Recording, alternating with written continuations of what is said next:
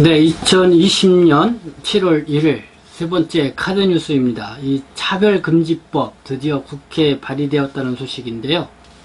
이 한겨레 신문이죠. 29일자 그 내용을 보도록 하겠습니다.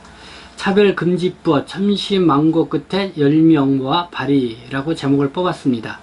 이 법안이 발의되려면 국회의원 10명의 발의자 명단이 필요하는데요. 이것이 쉽지 않았다는 것입니다. 이 발의를 한 장혜영 정의당 의원 29일 차별금지법을 대표 발의를 했습니다.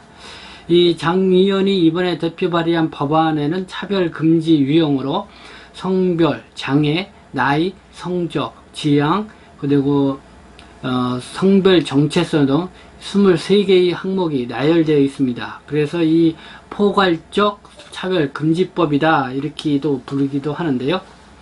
이 장 의원에 따르면은 21대 국회에 계시는 모든 의원이 차별 반대에 동의할 것이고, 그렇다면 법안 발의에 동참할 수 있다고 생각해 개별적으로 연락을 했다고 합니다. 그리고 누구도 불필요하거나 동의할 수 없다고 말하지는 않았지만은 지금 참여하기는 어렵다, 미안하다 이렇게 말하는 의원들이 많았다고 안타까움을 토로를 했습니다. 이 장혜영 의원실은 이번 법안 발의에 앞서 모든 국회의원실에 차별금지법 발의 동참을 호소하는 또 편지를 띄우기도 했습니다. 이 천신만고 끝에 발의는 했지만은 이제 막 푯발을 내디뎠을 뿐이다라는 것인데요. 한겨레 신문은 이 차별금지법은 노무현 정부 시절인 2007년 법무부가 정부 입법으로 처음 발의한 뒤 13년 동안 6번 발의됐다가 폐기되기를 거듭했다고 이렇게 보도를 했습니다. 네, 이 차별금지법, 그러니까 노무현 정부 때도 발의를 했다가 이렇게 또 계속 13년 동안 6번 발의를 했다가 이 폐기되기를 거듭했다는 것이네요.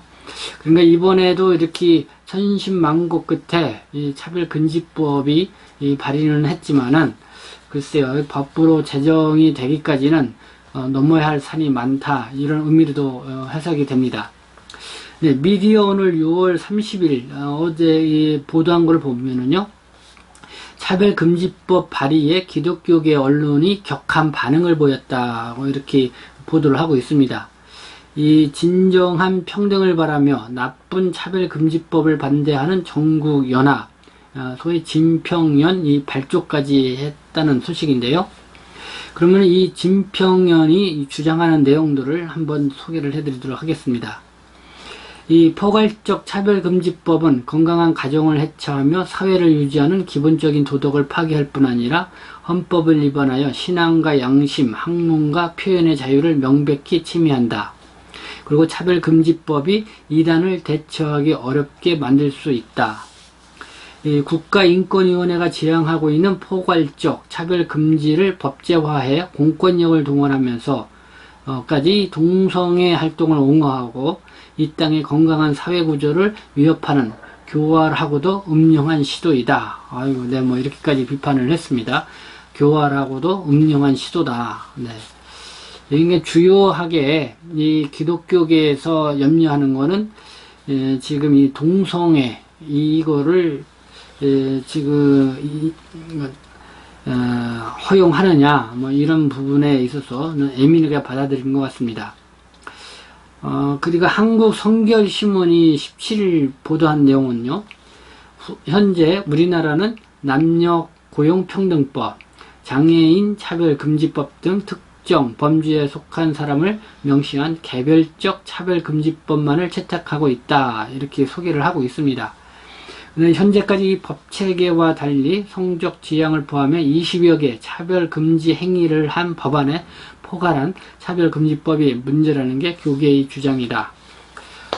그러니까 이 각 대상별로 남녀고용 평등이라든가 장애인 차별, 이게 대상별로 이 차별금지법을 만들어 왔는데, 장혜연 정의당 의원이 대표 발의한 법안은 그 차별금지 유형이 뭐 성별, 장애, 나이, 성적 지향, 성별 정체성 등 23개 항목이 다 포함되어 있는 이 포괄적 이 차별금지법이라는 거죠. 그래서 이게 또 문제이다 이렇게 지적을 하고 나오고 있다는 것입니다. 그리고 앞서 말한 것처럼 이 국가인권위에서는 이 포괄적 차별금지를 법제화하는 거를 지지하는 입장이지만은, 기독교 교계에서는, 이렇게 포괄적 차별금지법을 제정하는 것에 대해서는 강력하게 반대를 한다. 뭐 이런 내용이 이게 되겠습니다. 그러면 이 차별금지법과 관련돼서 우리 중국 동포들이 어떻게 관심을 갖게 되느냐, 관련이 있느냐, 그거죠. 뭐, 한국의 언론이라든가, 또 영화, 또 뉴스 미디어, 그 다음에 이 댓글이라든가 뭐 이런 데 있어 보면 이 조선족에 대한 혐오 표현을 많이 하는데요. 이거를 이제 막아달라고 하는 것이 이제 중국 동포들의 요청 사항이죠. 근데 여기 이제 의미가 있었던 것이 이 법원이 영화 청년경찰의 제작사 무비락에게 이 조선족 동포에 대한 부정적 묘사로 인하여 불편함과 소외감을 느꼈을 원고들에게 사과의 뜻을 전하고 앞으로 영화를 제작함에 있어서 관객들에게 특정 집단의 편견이나 반감을 일으킬 소지가 있는 혐오 표현은 없는지 여부를 충분히 검토할 것을 약속하라고 이렇게 권고하는 판결을 내렸습니다. 그래서 이 청년경찰 이 영화 제작사에게 중국 원고인 중국 동포에게 사과하라. 그리고 재발을 방지하는 노력을 기울여라. 이 권고를 했다는 거. 이게 상당히 의미가 있었죠. 그래서 이거는 뭐 표현의 자유하고도 좀 맞물려 있는 문제이기도 하고요. 그리고 이 차별금지법 쪽하고도 좀 맞물려 있는 그런 문제이기도 합니다. 어쨌든 이 장혜원 정의당 의원이 지난 29일 대표 발의한 이 포괄적 차별금지법, 네, 이것이 제정이 될지 국회에 발의는 됐지만은 넘어야 할 산이 많다, 이런 말씀을 드리면서 정말 이 법이 제정이 될지 한번 주목을 해보게 됩니다. 그러나 어쨌든 간에 이 조선족 동포에 대한 조선족에 대한 이 혐오 표현만큼은 좀 막았으면 좋겠다는 생각 가져보게 됩니다. 네, 다음은 이어서 네 번째 카드뉴스 인터넷 케이블 TV 가입회사 바꾸면 자동 해지가 된다는 내용 또 이어서 전해드리도록 하겠습니다. 끝까지 시청 바랍니다.